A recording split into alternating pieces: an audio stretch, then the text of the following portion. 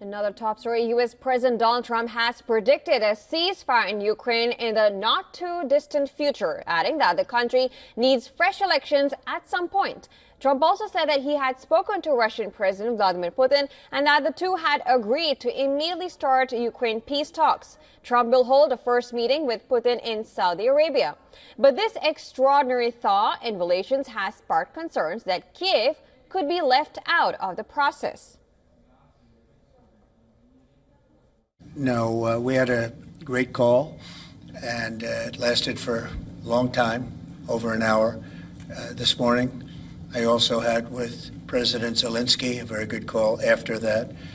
And I think we're on the way to getting peace. I think President Putin wants peace, and President Zelensky wants peace, and I want peace. I just want to see people stop getting killed. Hours after he spoke with the leaders of both Ukraine and Russia, Trump addressed reporters at the White House and said it would not be practical to grant Ukraine membership to NATO. Remember, this has been a key sticking point for Ukraine in the conflict, and Trump's statement gives a clear indication of Washington's stand. As Trump pushes for an end to the war, European nations have asserted that any peace deal in Ukraine could not be achieved without the involvement of Kyiv and its allies.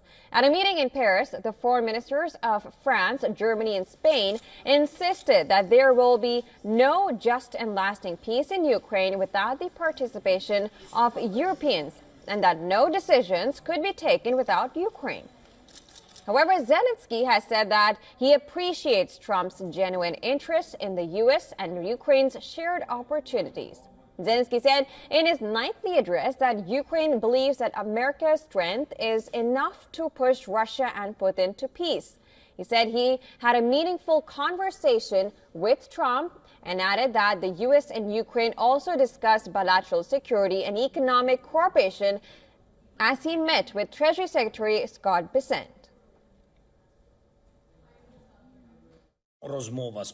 President Trump informed me of what Putin had told him. We believe that America's strength is enough to, together with us, together with all our partners, push Russia and Putin to peace. I also met with U.S. Treasury Secretary Bessent to prepare an agreement that will strengthen our security and give a new impetus to our economic relations. And for more details on the development in the story, our correspondent Susan Tirani has sent us this report from New York. Listen in. In a high-stakes call, President Donald Trump and Russian President Vladimir Putin engaged in a sweeping discussion on global crises. But the centerpiece, a bold push to end the devastating Russia-Ukraine war.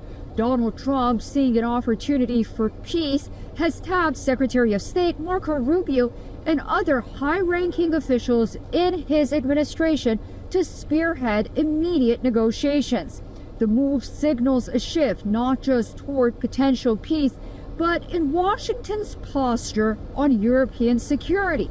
Defense Secretary Pete Hegseth's blunt assessment that NATO membership for Ukraine is quote-unquote unrealistic underscores this recalibration, pressing Europe to take charge of its own defense.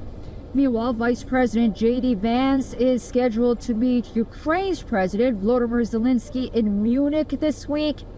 Beyond geopolitics, the call between Trump and Putin also delivered a symbolic win: the release of Mark Fogel from Russia. Trump personally welcomed him home late at night on Tuesday. Susan Tirani reporting from New York for WION The World.